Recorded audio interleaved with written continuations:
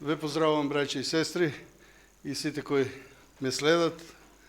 Ова утро ви посакувам обилни Божји благослови.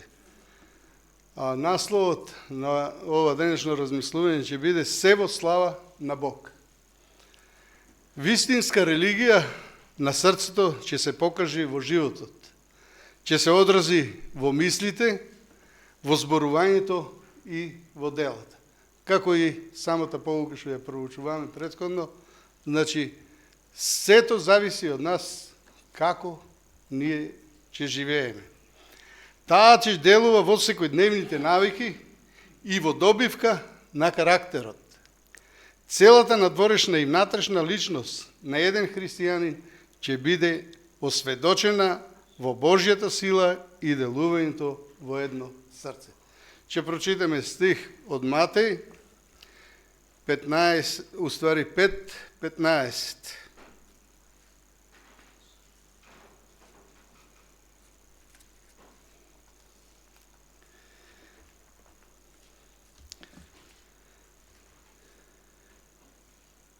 Ниту пак светило се пали и става под поклопец, туку на свечник и им свети на сите в куќа. Од овие стихови гледаме, усвари, од овој стих гледаме, браќи и сестри, дека светлото, какво и да е покриено, оно во тие дел пак свети. Такви треба да бидеме ние како христијани.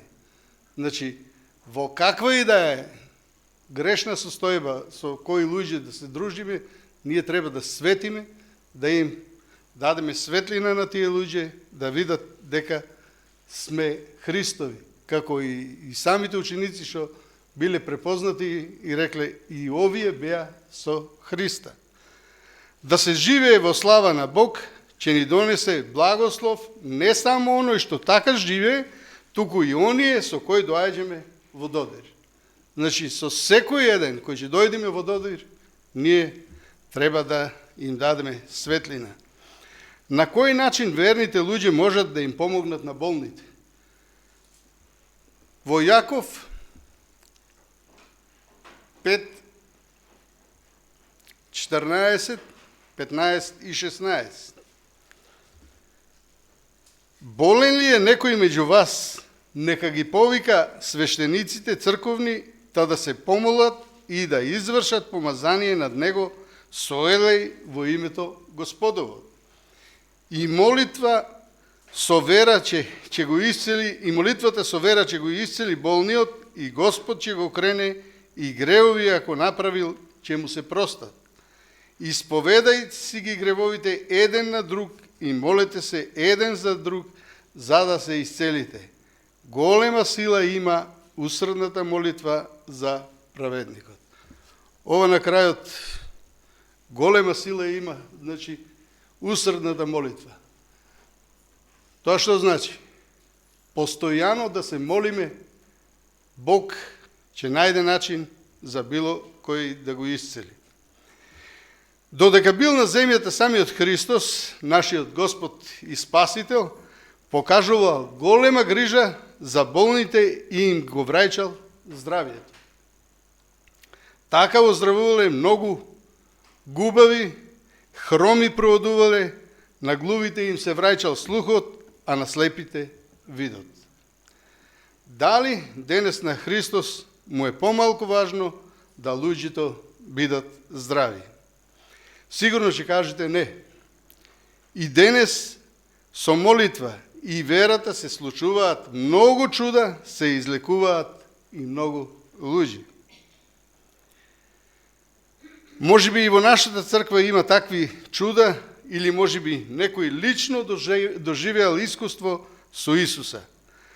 Во болеста која ќе добиеме, немој да очекуваме само од лекарствата, туку да се молиме на самиот Господ Исус Христос. Тоа и Он го порачува. Ќе прочитаме во Еремија 32:27.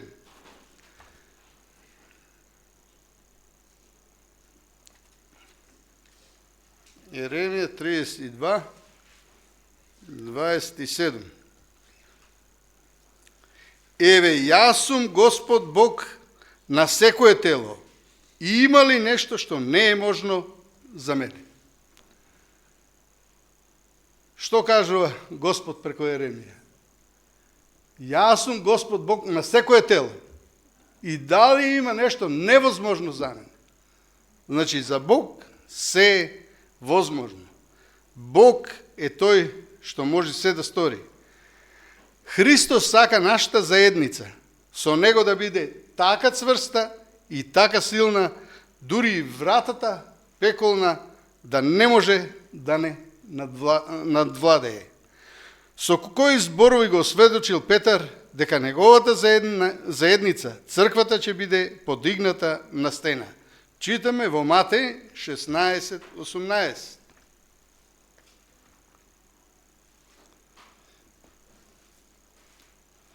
Матеј 16:18.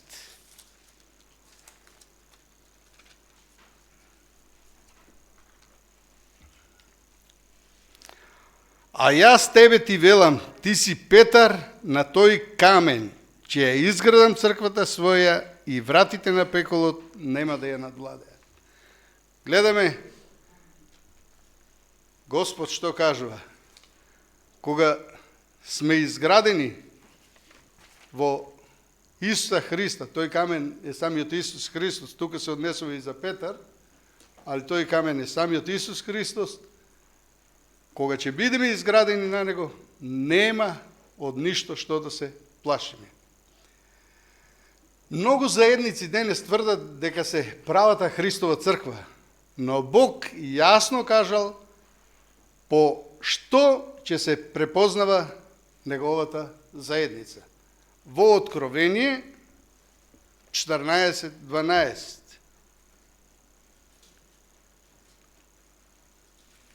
Откровение 14:12.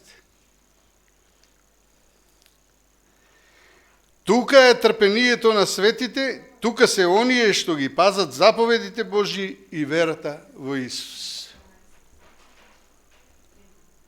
Што кажува? Тука е трпението. На кои? На светите. Кои се тие? Кои ги пазат заповедите Божји и кои го имат Исусовото сведоштво. За ова заедница е проречено дека ни вратата пеколна нема да ја надвладее. Вистина е дека ќе има неволи, нели до самиот крај ѓаволот ќе се бори со кој? Ај ќе прочитаме во Откровение 12 глава 17 стих. Непријателот ќе се бори со кого? И се разлути змевот на жената и отиде да војува со другите од семето нејзино, што ги пазат Божите заповеди и го имат сведоштвото на Исуса Христа. На кого се разлути змевот или ѓаволот? На оние кои ги имат Божите заповеди.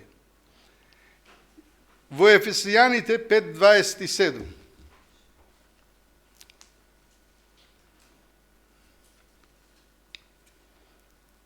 Ефесијаните 5:27. Та да ја представи пред себе како славна црква, која нема осквернување или порок или нешто слично, туку да биде света и непорочна. Ете каква ќе биде неговата црква. Значи, да нема никаков порок, без пороци, да биде чиста, света. А на секој поединец Христос ќе им дарува венец на живот. Какви благослови ќе ни донесе соработката со Бог, со умножување на верните. Во Јаков 5:20 ќе прочитаме, да видиме што ни кажува. Јаков 5:20. Вика, тој нека знае дека оној што обрати грешник од лажлив пат, спасува една душа од смрт и ќе покрие многу гревови. Што гледаме, браќа и сестри? дека секој еден кој обрати една душа, вика спасува грешник. А плюс тоа вика и ќе ги покрие многу гревови. Значи, треба да излеземе и да сведочиме за Бога, што е можно повеќе, да ете, уште многу души бидат спасени. Вистина е дека само Христос може да ги обрати душите, додека ние сме само средства кои помагаме да се обратат тие души. Секој обратен треба да постане орудие за обратување на другите, како и во самата поука што беше кажано. Секој ученик што ќе биде поучен, да и он стане после учител, да научи и други да бидат поучени. Далеку, вика, во морето потонувал еден брод. А додека еден младич неуморно ги извлекувал давениците од чамецот за спасување. Штом некој се наоѓал на сигурно, поново скокал во ледената вода из разбранетото море. Последен давеник. Конечно, луѓето од чамецот го запознале неговиот умор, уствари го препознале неговиот умор и го опоменувале.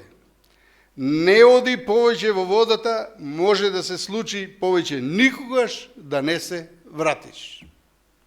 Слушайте го сега, неговиот одговор е многу добар. Момчето одговорило: не знам дали морам да се вратам, ама знам оти морам да одам. Браќа и сестри, воа важи исто и за нас. Мораме да одиме, да ги спасуваме другите луѓе, за да бидеме и самите ние спасени. И еве, понатаму што кажува. Сите со внимание очекувале дали ќе се врати. Конечно го здогледале. Овој пат го довлекол својот роден брат. Значи, гледаме како ова момче ги спасувало сите.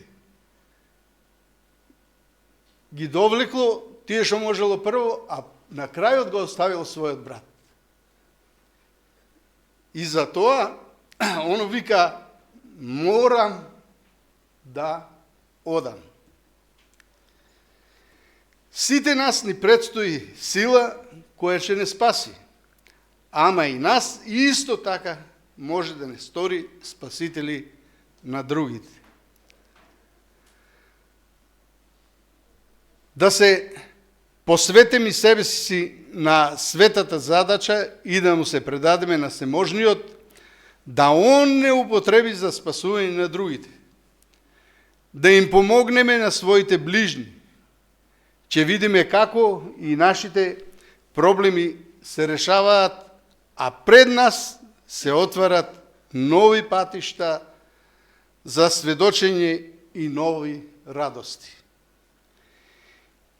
И во обични, секојдневни работи можеме да го славиме Бога. Како нас на тоа не повикува апостол Павле, ќе видиме од следните стихови. Коринчаните, 1 Коринчаните 10:31.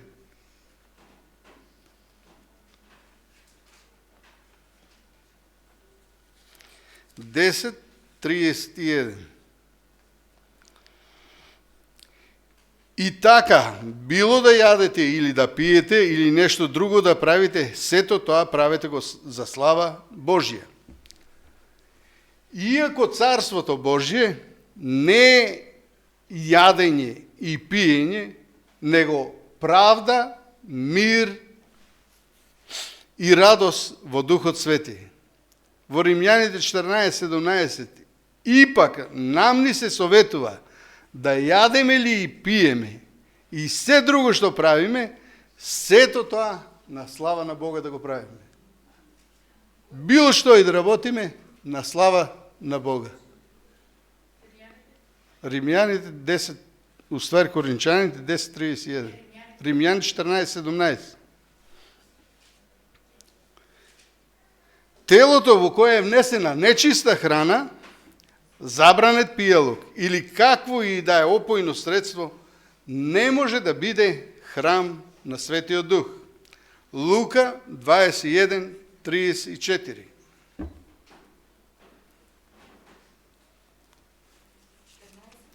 Лука 21:34.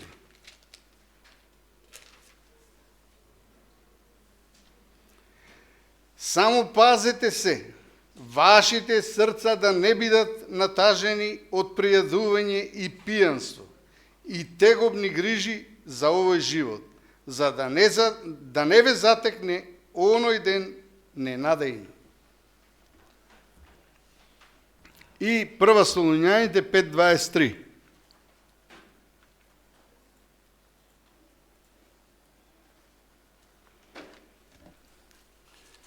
Прва Солуњаните 5:23. А сам Бог на мирот да ве освети наполно во се и целиот ваш дух и душата и телото да се запазат без порок за доаѓањето на нашиот Господ Исус Христос. Што гледаме, браќи и сестри? Какво упатство ни се дава? И целиот ваш дух и душата и телото да се запазат без порок. Дали ние можеме да ги запазиме нашето тело без порок? Само Господ Исус Христос таа сила може да ни ја даде да бидеме без порок за кога ќе дојде Исус Христос, да бидеме спремни за во Неговото царство. Да можеме сето ова да го постигнеме, мораме да бидеме јаки во верата и да ги надвладуваме сите искушенија кои ни ги поставува непријателот. Каде е изворот на нашата сила? Ќе прочитаме од Псалм 60:12. Изворот на нашата сила, да видиме каде се наоѓа. 60:12.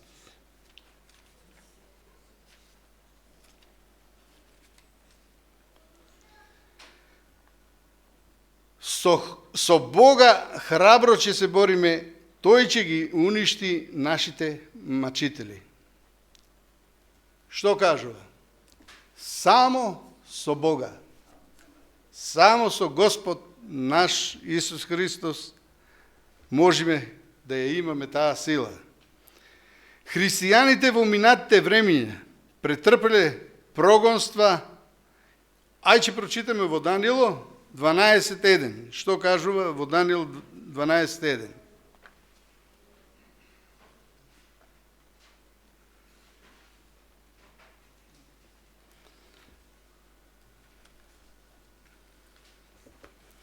Данијел 12:1. Ефрем ме обкружил со лаги, а домот Израилев со измами, но Јуда се уште се држи за Бога и верен му е на светец. О, Осија сум отишол. Грешка. Да. Грешка сум префрлил.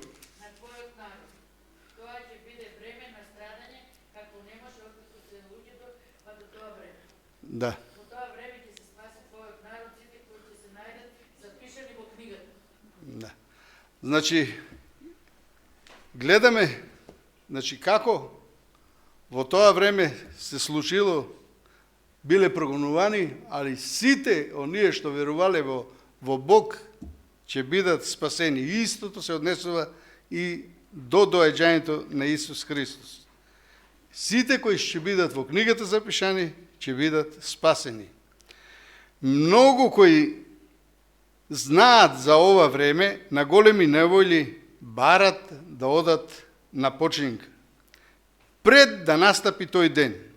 Ама во тоа време ќе се подигне Михаил, големиот кнез, кој ќе го брани својот народ за ова мисла. Зар оваа мисла не ги храбри нашите срца? Зар со Бога не сме јаки? Нема потреба од страв, браќа и сестри.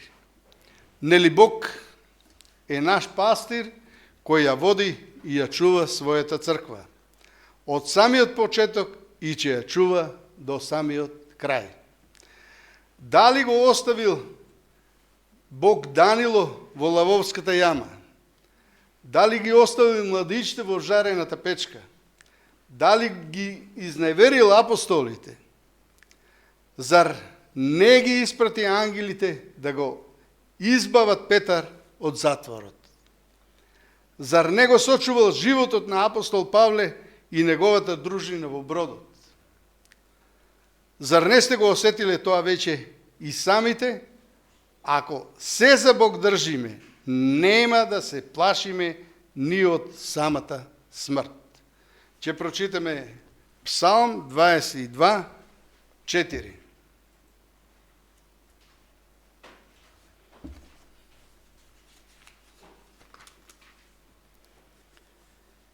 На тебе се надеваа татковците наши, се надеваа и ти ги избави. Еве, јако ветување, кое е исполнето. На тебе вика се надеваа татковците наши и ти ги избави.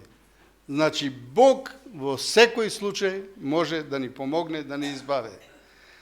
Псалмистот Давид во својот живот стекнал многу опасности и тешкоти, во право со нив стекнал искуство со Бога.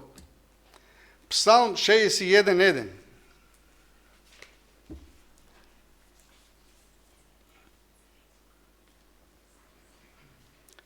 Услиши го, Боже, моето молење, прими ја молитвата моја.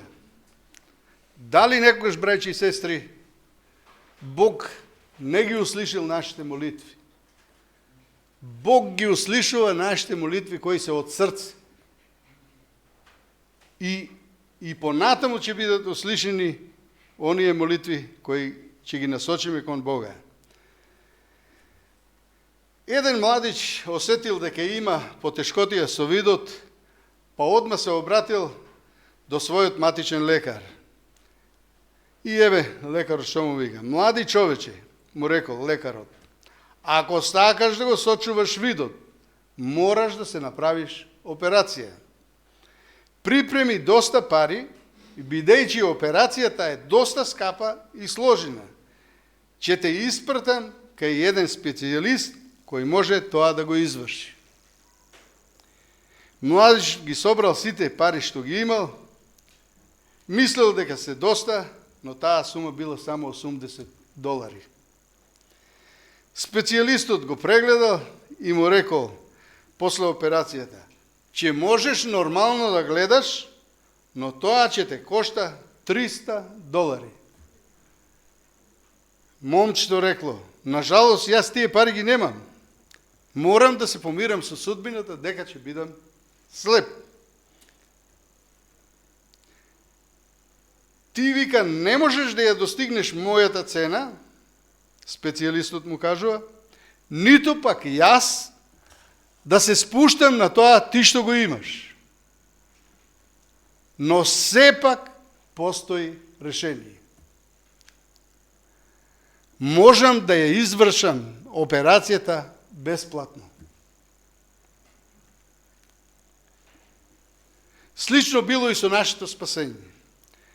Не бил начин да го заслужиме, а Бог не се задоволил со нашата извалкана и грешна природа. Затоа Бог одлучил да ни го даде спасението бесплатно. Тоа е дар на неговата спасоносна милост. Некој сепак морал да ја плати цената за гревот. Тоа го сторил самиот наш Господ Исус Христос на Голгота, што е плата за гревот и како го добиваме вечниот живот. Римјаните 3:23 ќе прочитаме. во Римјаните 3:23.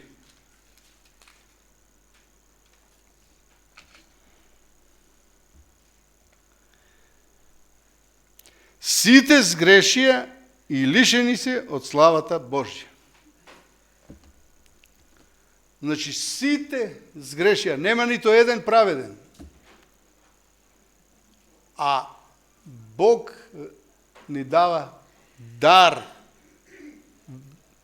вечен живот. Значи, и тоа бесплатно дар. Само што треба да правиме? Да веруваме во Него и да живееме според Неговата волја. Една жена фатила еден мал гуштер и мислела дека е тоа камелеон. Мислела дека е безопасен и е познат по тоа што ја менја бојата према средината во која се наоѓа. Сакала да види како ќе ја промени бојата во црвена како нејзиниот фустан. И го ставила на рамото и чекала. Меѓутоа, тоа не бил камелеон, туку од врстата на отровните гуштери, кој ја каснал на вратот и одма побегнал. После кратко време, жената паднала мртва. Тоа што го сторила со безопасниот гуштер, го прават милиони секојдневно, си играат со злото наречено грев. А плата за гревот е смрт. Он во главно не го покажува своето право лице. Можеби и како камелеонот ја менја бојата према приликата, ама е стално смртоносен и затоа е сигурно само едно, да немаме врска со него. Да си немаме врска, браќа и сестри, со гревот. А дарот Божи е живот вечен во Христа Исуса, Господ наш. Постои само еден лек против смртоносниот отров на гревот. Тоа е Христовата крв, пролиена на крстот на Голгота. Тој лек денеска се зима бесплатно, ни се нуди тебе, сестро, тебе, брате, а исто и мене. Немој да го отфрлиме овој бесплатен лек. Немој да го отфрлите овој бесплатен лек, бидејќи единствена надеж за вечен живот е само Христовата крв. На самиот крај ќе прочитам од Римјаните 6 глава 22 и 23. И со тоа ќе завршим.